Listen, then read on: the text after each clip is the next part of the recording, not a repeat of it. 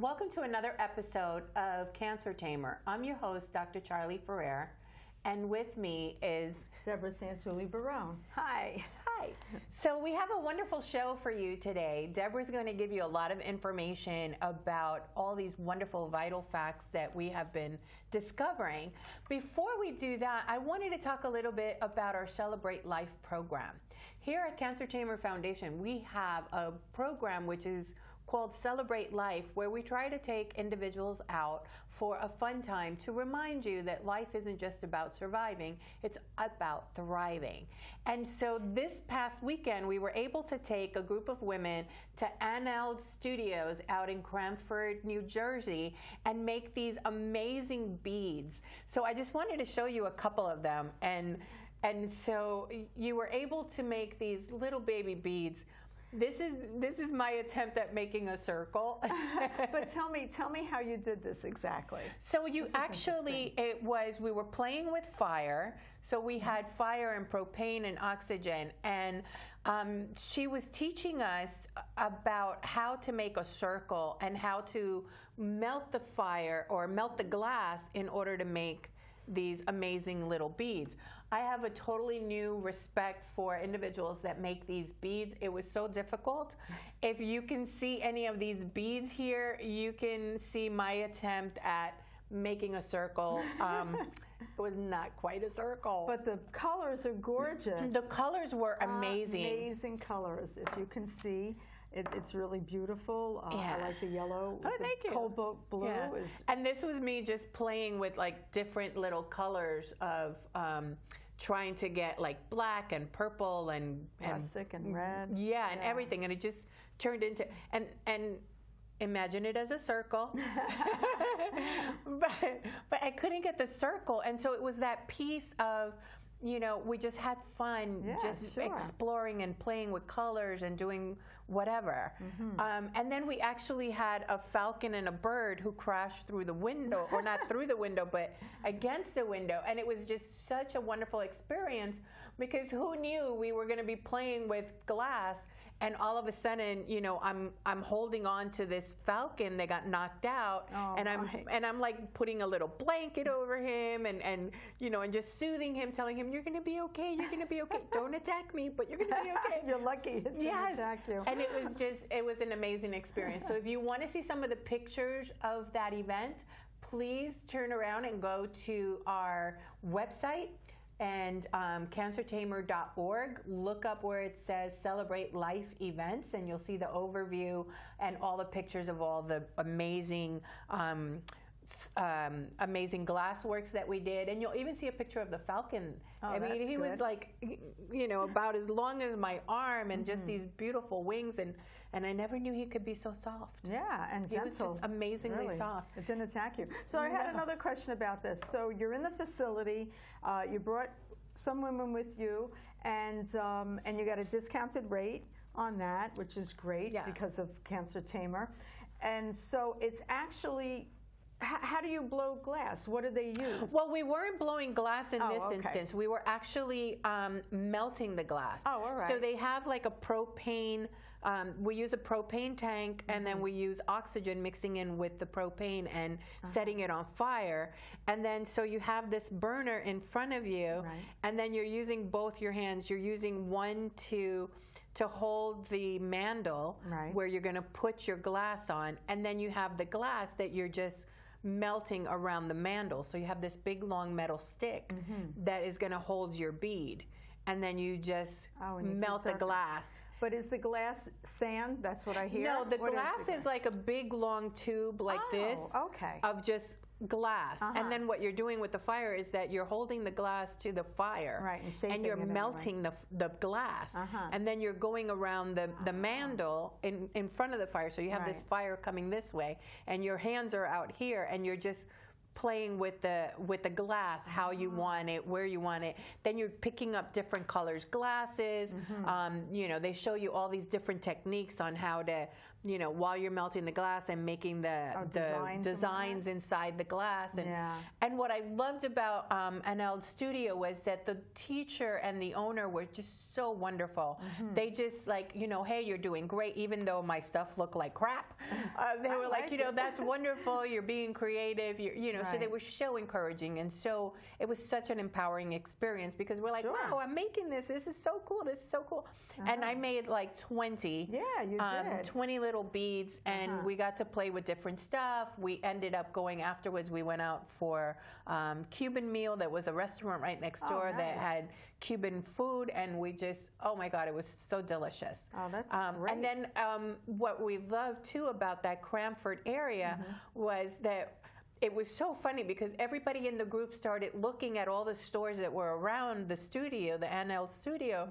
And we're like, okay, well, we can have a class over there to do cooking, and over here is pottery, and over there is dancing, and so there were so many other things. Which what we try to do with the Celebrate Life program is not only have a big adventure like we did last year, where we did the whitewater rafting, but also to have little mini adventures that are fun to do glass, that are fun to go dancing.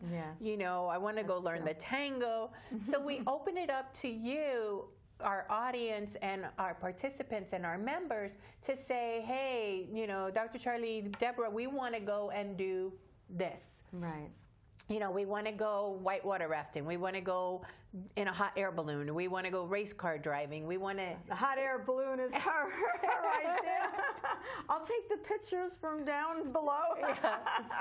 So all these different things that we want to do, and all the things that you are saying that you want to do. Right. So when you have ideas, just send those ideas to us at info@cancertamer.org, and this way we can turn around and start looking at it. And we try to do things for free because we get sponsors, but when we can't, we get discounts. And that's fine too. Yeah. It's just to have some fun. And what's the lady's name that runs this?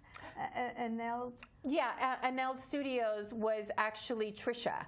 And so she was so wonderful. So highly recommend that. Great. Switching it around a little bit before we go into the stuff is also, for those of you out there that already know, Debra and I are writing a play called Breast Cancer Diaries. And we will, we just have a little promo book here. But the Breast Cancer Diaries is stories about women and men who have had breast cancer and the difficulties and challenges and triumphs that they've had along the way. And we are looking to you to provide us with some of that information to tell us your story. Not the whole story, just pick one.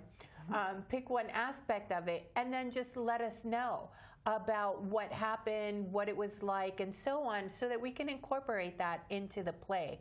The one thing that we're looking at is Breast Cancer Diaries isn't just my story and Debra's story.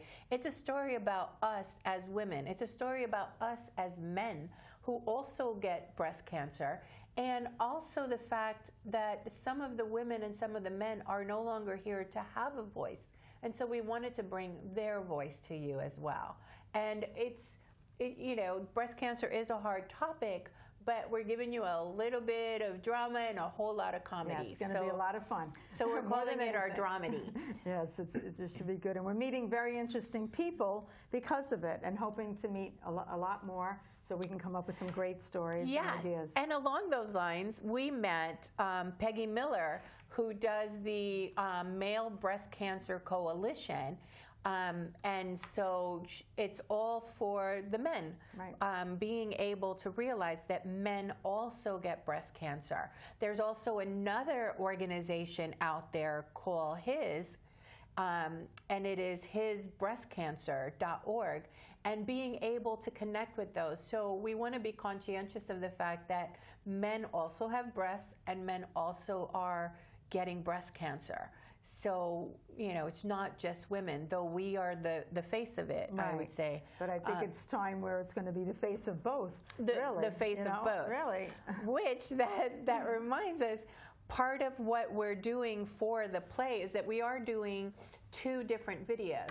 we're doing a video called The Faces of Breast Cancer, which are faces of women and men who have had breast cancer. So we're looking for your pictures. So please send us a landscape, not portrait, so this way, a landscape picture of yourself, whether it's with hair, without hair, just of you if you would like to be in that video. Send us a picture of yourself. No logos on your t-shirts, please, on your shirts or your blouses. And send that to us, and then we'll be able to add you to it. Or at least choose from those pictures. And choose. If you have more than 1 or 2 pictures that you want to send us, maximum 3. And we will choose one of those pictures. And also, for those that would like to be in the video that we're doing that's called The Message of Hope, if you would like to do a 60-second video and send that to us, if you can put it on an MP4 format, that's wonderful. If not, we can try and take it from there. But the message of hope is just giving another woman or man a message of, being able to overcome these difficulties that we face and giving them some hope for the future. So that's what the messages are for. These messages can actually be by anyone. This can be by someone with breast cancer or a loved one or, a friend, or if you're doing in dedication too, you can dedicate it to your mom and dad, or to your mom rather, or your dad, and being able to say, we really hope whatever that you overcome this and you grow bigger and stronger from it. And how many seconds or minutes? It's 60 seconds. It's 60 seconds. So it has to be camera ready or whatever. Everything has to be done. We will edit as we see appropriate. Right. But what we wanted to do is put it out there. We will be having a casting call for this on April 6th. In Staten Island. In Staten Island. That's important to know. But we're also putting it out there so individuals that aren't in Staten Island, aren't in New York, aren't in the tri-state area, that they can send us their stuff via video. Right. And we're working with a wonderful woman, Nidia Marcellus, who is a producer, and she's going to be helping us out putting all of this together. So I'm just so excited about all of this. Interesting, yeah. And with the photos, you said JPEG. Is it? Yes, the JPEG photos. Make sure that everything is at least 300 DPIs so that we have the best quality or higher quality of photos available. And again, men or women, but for the faces of breast cancer, you must have been diagnosed at some point with breast cancer. You can have more than breast cancer, but at least minimum breast cancer. That sounds good. And speaking about males, we found out about different organizations, which was very interesting. Like you said, his Foundation. Right. And his breast cancer. We also have the MBCC, which is Male Breast Cancer Coalition.org, run by Peggy Miller and her son Brett. Yes. And it's the Brett Miller 1T Foundation, which I love. I love the cute, when I read his story, it says he's Brat with 1 T and he has 1 tit. Yeah, that's how he called it. And I thought it was so cute because a man would say that. Right. We say breast, they say tit. Right. And so it's cute because, his story is so unique. It is. On the fact that he's the youngest male to have breast cancer so far that we've heard of. Yeah. And it was that he was 17 and he had told the doctor, hey, I have a lump right next to my nipple. And for 7 years, they told him not to worry about it. That it was, that it was part of him growing up, and part of him being a man, and calcification, and so on. All the bull. And so because he was a male, they didn't take it seriously. Right. And that's the sad part. They didn't take his story seriously. And here, when, and he talks, which was so sad, he talks about the fact that when he was walking to his car to go to his second job and he's in the parking lot, the doctor called him and said, oh, you know that lump in your breast that we biopsied? Well, it's cancer. We'll call you back in a few days to tell you more about it. And it's like, You know, I mean, would you have done that to a woman, or you know, is it just because he was a man? Or I mean, my pathologist was like, oh, well, I can see you have breast cancer, but can't tell you that officially till tomorrow. Yeah, I mean, there's crazy ways it's crazy ways that you get told. Diagnosed, definitely. Right, which is one of the things that we're going to be covering at the play. Well, we won't say too much. But with Brett, he was 24 when he finally was diagnosed. 26. Oh, 26. Oh, I thought it was 24. Yeah, 7 years later. Oh, well, sorry, 7 years later. Yes, 24. Yeah. And his mom kind of pushed him to go to more doctors to find out. And so they started this organization, and it's based out of Kansas, and they've been really good to us and kind and very informative. Very informative. And he's 26 now. That's what we were thinking he was 26. All righty. So he's 26 now, still around, still healthy. Thank the Lord. And the beautiful thing is that him and his family are doing so many things to help bring the fact that there is men who get breast cancer. And if you are in Oregon, or not Oregon, but Orlando, Orlando, Florida, they are having a big conference in Orlando, Florida for men with breast cancer on the 25th through the 28th of April. Oh. So go to our website. We'll have more information about that as well. So speaking of men, let's stay on the male side for a while. Okay. Let's talk about testicular cancers. More and more are being diagnosed at an early age, like in their 20s. Right. So what happened, this one story I read in Cure magazine, 2018. It was their bonus magazine that year. And this man woke up with a swollen testicle. And he thought it was kind of odd, and you know, he called his doctor. He went to his regular primary, and they felt it, and they were a little concerned, and they said, you know what, I want you to go for a sonogram. And they sent him right away. He was very lucky. Went for the sonogram. The sonogram people told him right then and there, go back to your doctor, they'll have the results. And he went back that afternoon and was told that he had testicular cancer. Right. And so sometimes, yes, they have to remove one testicle. But thank God he was able to survive. If you find it at an early diagnosis is very good. So be cognitive. The same thing with the male breast cancer. How did Brett find it? He was washing himself and he felt a lump.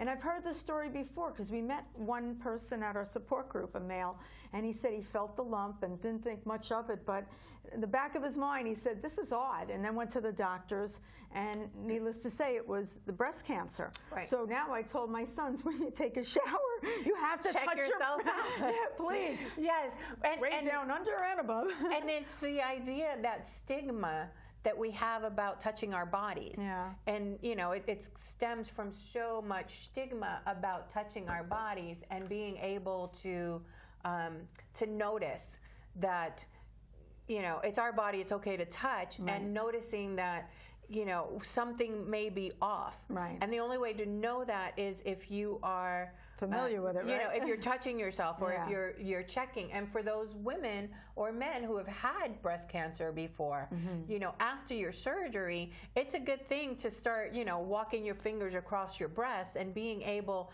to notice, is there any lumps here? You know, also being able to get familiar with your body, because when you've had surgery, you're going to feel that hard you're going to have a lot of lumps mass, anyhow, right? You know, so that you can be familiar with what's up. Right. You know, because I had like after my surgery and things started to heal, I have a lump in my right breast.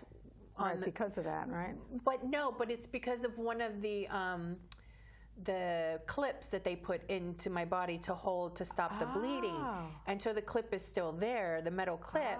And so it formed a lump around it. So we have to, you know, keep watch of it. But so whenever I do my exams, or whenever another doctor does the exam, they're like, you have a lump here. I'm like, yep, that's the clip. You know, and so we've already checked it out and tested it and did all the studies to know that, yes, that's the clip. Right, because even with my breast cancer, with the radiation, I had 5 days of radiation, but there's a hardness, like it feels like a round ball and it's hard, and I got scared at first, and then the doctor said, no, that happens sometimes with internal brachytherapy radiation. So, so I know where that lump is. So, okay, that's fine. But if you feel a lump somewhere else, yeah, you have to be cognizant of that. So that's very important for you guys out there. Next thing I'd like to talk about is the side effects of cancer treatment when it comes to your eyes. Some people, whether it's radiation, chemo, steroids, sometimes they get dry eyes. You should be aware of the things that are happening to your body now that you've had cancer. So if you have the dry eyes, sometimes your eye color changes, sometimes your eyes are tearing, or you're sensitive to light, or your vision has changed. You should see a doctor. And every year you should see an eye doctor anyhow, but during all this treatment and while you're on treatment, even if it's 5-year treatment, 10-year treatment, always get that checked. It's very important just to make sure you don't have cataracts, because steroids make cataracts sometimes, or other problems that you can get, maybe not because of the treatments, from but medication, anything. or even just getting older. Yeah, just life. The macular degeneration, glaucoma, these are all important facts. Don't wait too long with that. That's very important. Right. And it's also a good thing to get a physical every year, even though you're being seen by your doctor. Because as you know, if you've had breast cancer or any other kind of illness, the doctors tend to specialize in only what they do. So your oncologist is not going to do an eye exam for you. Right. Your oncologist or your radiologist is not going to check your ears for imbalance. So making sure that you talk to your doctors, do these referrals, get in to see the additional doctors, and go to your general doctor along the way to be able to say, hey, I have these aches and pains, or I have these other issues. One of the issues I did want to mention briefly was the gandelin toxicity. For those of you that are doing MRIs with contrast, please double check on and do your research on gandelin toxicity, because what happens is if they're using gandelin as a contrast, that's a metal that is not easily extracted from the body. Mm-hmm. So you can't rid yourself of this, and it gets trapped in your lymph nodes and so on. Oh. And the bad thing about that is that it actually mimics a lot of the symptoms that you get from the medicine, from the aromatase inhibitors, from other medications that you might be on. So you'll get the neuropathy, you'll get the, what else do we get? We get joint the neuropathy, pains, the everything. Joint pains, the fogginess. The fogginess. Yeah. That can all be caused by that. Oh. And if you are being monitored very closely, like I was being monitored very closely because of my CHEK2 mutation, I was constantly getting MRIs with contrast to make sure that I didn't have any cancers floating anywhere else. Right. So in a 2-year period, I had like 6 MRIs. Oh, I didn't realize right. that. And so I had the brain MRI, the stomach MRI, the chest MRI. I had MRIs out the wazoo. And so because I was thinking, well, all of these symptoms that I was having were caused by the medicine that I was on originally for the anastrozole, which after 3 months... For breast cancer. Right, for my breast cancer, that it just caused so many side effects. I'm thinking, these side effects are still with me a year, 2 years later, and it wasn't. It was the gandelin toxicity that's there. So trying to figure out, well, how do I detoxify now? And it's a big, long process to be able to detoxify. So we're putting it out there not to say this is what it is. It's more to say, go and do your research. Go and learn about this. Talk to your doctor about this. Be aware and be your own best advocate, so that when you're getting tests done, or you're getting treatment done, or you're being recommended certain types of treatment, do your research before you say yes. That's true. Even with the stress test, when they do it with the thallium, you should check out, because that's intravenous too, when they're doing the stress test. So check out that information on that drug too. especially when you're on other drugs, especially cancer treatment drugs. One more thing, the endometrial cancer for menopausal women. If you have bleeding after you've been through menopause, you should really go to the gynecologist and check that out because it could be endometrial cancer. 90% of the women that bleed and they don't go get it checked out later on get a diagnosis. Right. And it doesn't need to necessarily be endometrial cancer. It can be endometriosis that you have that you need to talk to your doctor about, that you need to be able to be checked out. So a lot of times you will notice pain during intercourse. We don't like to talk about it, but it's there. So if you're experiencing pain during intercourse, if you're experiencing pain after intercourse, if you're experiencing pain when you work out and you know, walking or anything else, then definitely make an appointment with your gynecologist and have them check you out. Sometimes, excuse me, sometimes it's not so much that you have cancer or that you need surgery or so on. Sometimes it can be remedied by how you eat, how you exercise, how you know, get healthier with your body.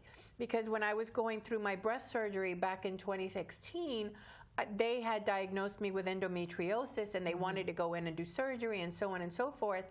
But they didn't do it because of the fact that I had, that I was scheduled for the breast cancer surgery. And so we waited, and we waited for 6 months. Within 6 months, because I had so dramatically changed my eating habits and my workout habits and so on, I no longer had it. You said the juicing helped a lot. The juicing, when I started juicing and you know, just eating totally healthy, and I no longer ate fast food. Fast food is not good for you. Fast food is very, very bad for you. So, you know, start making the food yourself. And so I made all my own food. I made my juices. I no longer drank soda. I no longer ate fast food. Fast food has a lot of processed stuff.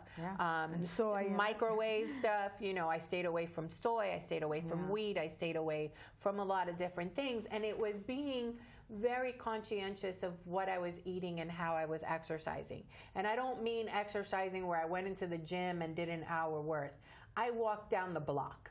You know, that's every little bit helps when you first start. I walked down the block. I was holding on to my breast while I'm walking down the block, you know, and I had people looking at me funny, and I'm like, hey, you know, my breasts hurt when I walk.